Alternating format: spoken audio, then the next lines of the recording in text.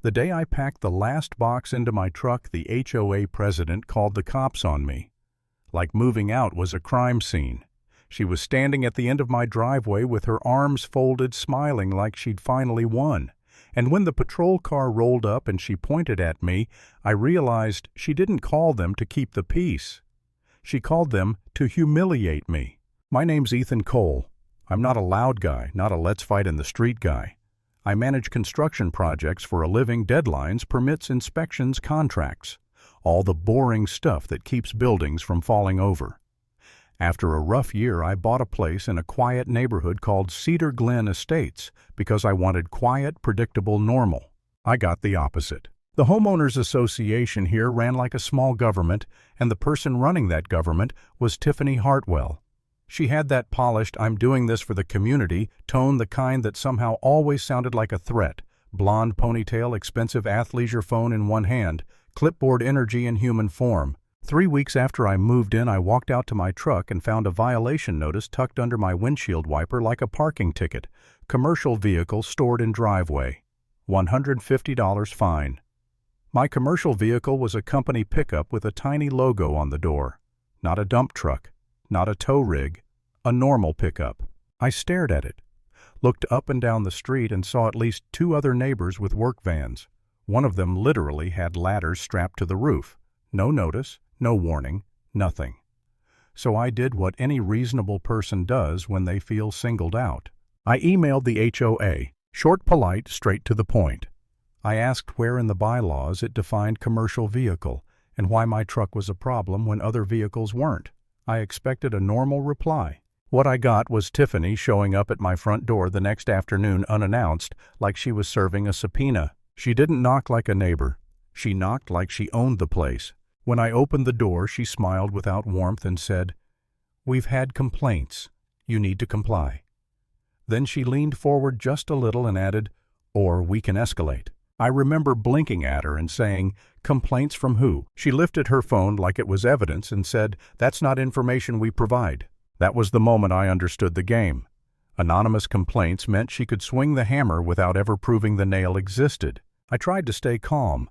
I told her I'd review the rules and respond in writing. She rolled her eyes and said, "You can't lawyer your way out of community standards," then turned and walked off like she'd just won a debate she didn't even have. That night I printed the bylaws. I highlighted sections. I took photos of my truck on my own driveway the way any normal homeowner would. I wasn't trying to be petty, at least not yet. I just wanted the rules applied the same way to everyone. 2 days later I got another notice. This time it was my trash can. Improper placement, $50. Then my lawn. Grass exceeds allowable height, $75. My grass was the same height it was the week before. I hadn't changed anything, except I asked questions. Every notice felt less like enforcement and more like punishment. I tried one more time to handle it like an adult. I showed up at the monthly HOA meeting in the clubhouse, sat in the folding chairs with the other homeowners, and waited for the agenda item where they let people speak. Tiffany called my name with that sing-song tone people use when they want the room to laugh with them. I stood up and said, "I'm asking for consistency. If my truck is a violation, then the same standard should apply to the work vans on Oak Lane. If my trash can is a violation, then it should apply across the board." Tiffany didn't answer the point. She smiled and said, "What you're asking for is special treatment." That's when I felt heat rise in my face, because special treatment was exactly what she was giving, just not to me. I forced myself to breathe and said, "No, I'm asking for equal treatment. There's a difference." She tapped her pen on the table and said, "We'll take it under advisement." And then, like she was swatting a fly, she moved on. On the way out, a guy I'd never met before leaned toward me and muttered, "Don't bother. She picks a target every year. You're just this year." That stuck with me. For the next couple weeks, I documented everything. Photos, dates, emails. I didn't raise my voice. I didn't post on neighborhood Facebook. I didn't do any of that. I just collected facts because facts don't care how charming Tiffany thinks she is. And then I stumbled onto something that made my stomach drop. Public property records are boring, but they're also honest. I ran a simple search mostly out of curiosity and noticed Tiffany's house wasn't owned by Tiffany Hartwell. It was owned by an LLC. Her name wasn't on the deed. That alone isn't illegal. People use LLCs for all kinds of reasons. But our homeowners association bylaws were clear about one thing: officers had to be homeowners. Owners, not renters, not my boyfriend owns it, not my LLC owns it, and I live here. Owners. I printed the record. I made copies. I showed up at the next meeting with a folder like I was about to ruin someone's day. Because I was. When I got the floor, I kept it simple. I'd like clarification, I said, holding up the paperwork on whether a non-owner can serve as president of the homeowners association. The room shifted. People actually leaned forward. You could feel it, like everyone suddenly remembered they lived under her rules too. Tiffany's smile froze for half a second. Just half a second. Then she recovered and said, "That's irrelevant." I looked right at her and said, "It's not irrelevant if it violates the bylaws." Her eyes narrowed.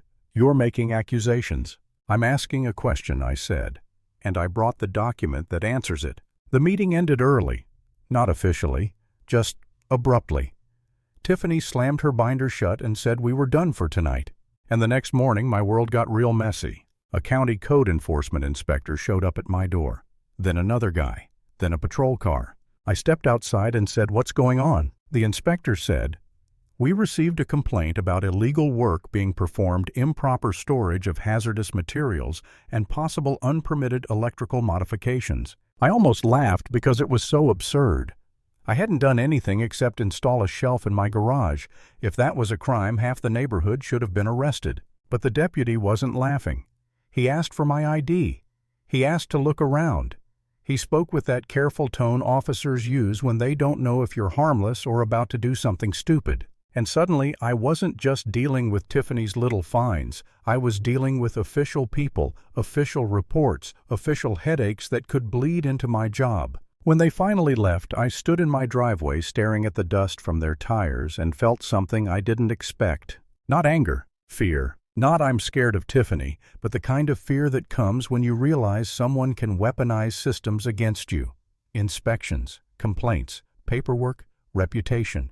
That afternoon my phone rang. A client asking why there was a county thing tied to my name. My manager asking if everything was okay. It was like Tiffany reached through the HOA and squeezed my real life.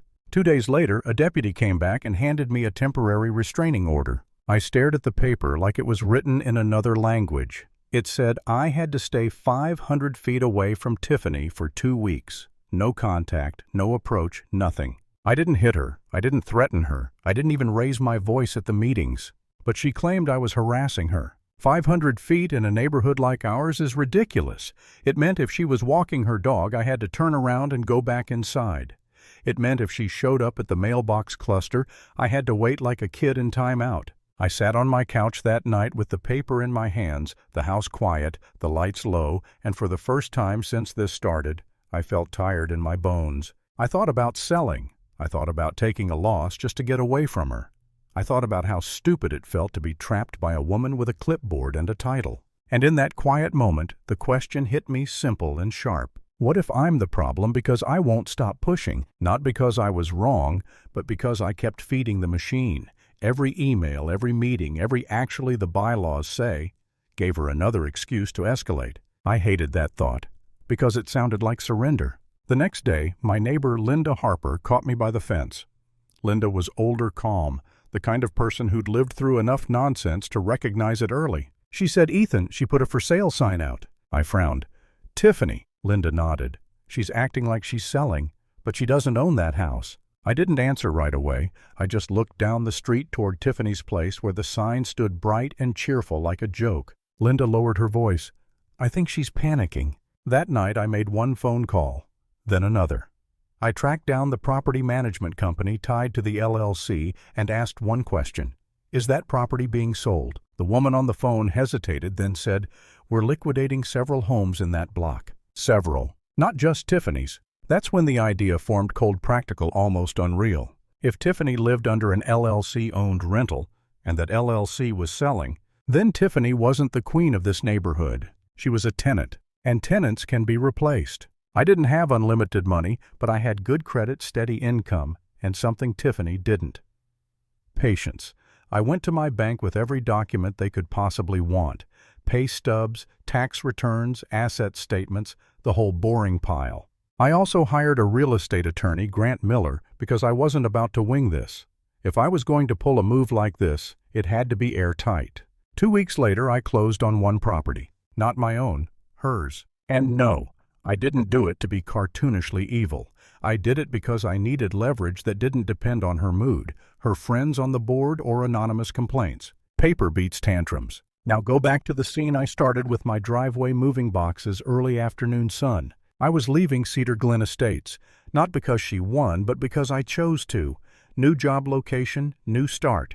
And Tiffany couldn't stand that she didn't get to push me out on her terms. So there she was at the end of my driveway calling the police like I stole something. When the patrol car pulled up, Tiffany launched into her performance immediately. "Officer, he's abandoning property. He's been causing disturbances. He's been harassing board members." The officer raised a hand. "Ma'am, slow down. What exactly is the issue?" Tiffany pointed at my truck like it was loaded with stolen goods. "He's leaving, and he's trying to avoid his obligations to the homeowners association." I wiped sweat off my forehead, looked at the officer, and said, "I'm moving out." "That's it." Tiffany snapped. "He owes fines. He owes fees. He thinks he can just disappear." The officer looked at me. "Do you have documentation of payment disputes?" I could have argued. I could have explained everything. I could have handed him my folder of evidence and tried to relive months of stress in front of a stranger. Instead, I reached into my glove box and pulled out a single envelope. I said, "Actually, officer, I have something else." Tiffany's smile returned small and smug, like she assumed it was a weak excuse. I turned toward her and said calmly, "Tiffany, you should probably stop calling the police on people for moving, especially when you're the one who's about to have a legal problem." Her face twitched. "Excuse me?" I handed her the envelope. She tore it open like she was ready to read me my rights. Then her eyes hit the first line and her color drained. She looked up at me confused. "What is this?" I nodded toward the paper. "It's a notice. Standard. 30 days. Her mouth opened, closed, opened again. "You can't." "Yes," I said, still calm, "I can." The officer watched the exchange, then asked, "Ma'am, what is that document?" Tiffany's hand was shaking now. It's, I answered for her. "It's a landlord notice." The officer blinked. "Landlord?" I looked at Tiffany and said, "Your house is owned by an LLC. That LLC sold. I bought. You're a tenant." Tiffany's voice went up an octave. "That's not true." So I did the simplest thing in the world. I held out my phone with the county record, pulled up my name listed as the owner, clean as daylight. The officer leaned in, read it, and his tone changed immediately. Not aggressive, just final. "Ma'am," he said, "this is a civil matter between a property owner and a tenant. If you have questions about the notice, you need to contact legal counsel." Tiffany stared at him like she expected him to arrest me for audacity. Then she snapped her eyes back to me, and for the first time, she didn't look powerful. She looked cornered. She tried one last shot. "You did this to punish me." I kept my voice low. "I did this because you used the HOA like a weapon. You wanted control so badly you forgot to check who actually owned what." Her lips pressed together, and I watched the moment land heavy, undeniable. The officer turned to me. "Sir, do you still want to proceed with moving?" I nodded, yes. He glanced at Tiffany. "Ma'am, I suggest you step back." And she did, not because she suddenly became reasonable, but because the room she'd built around herself, titles, threats, fake authority, collapsed. The second real paperwork showed up. I lifted the next box from the porch, walked it to my truck, and didn't look at her again. Because the story ends right there. At the exact moment Tiffany Hartwell realized the Homeowners Association was never her kingdom. It was just a rule book, and rule books don't protect bullies. Lesson: when someone hides behind authority, don't yell louder. Get the receipts.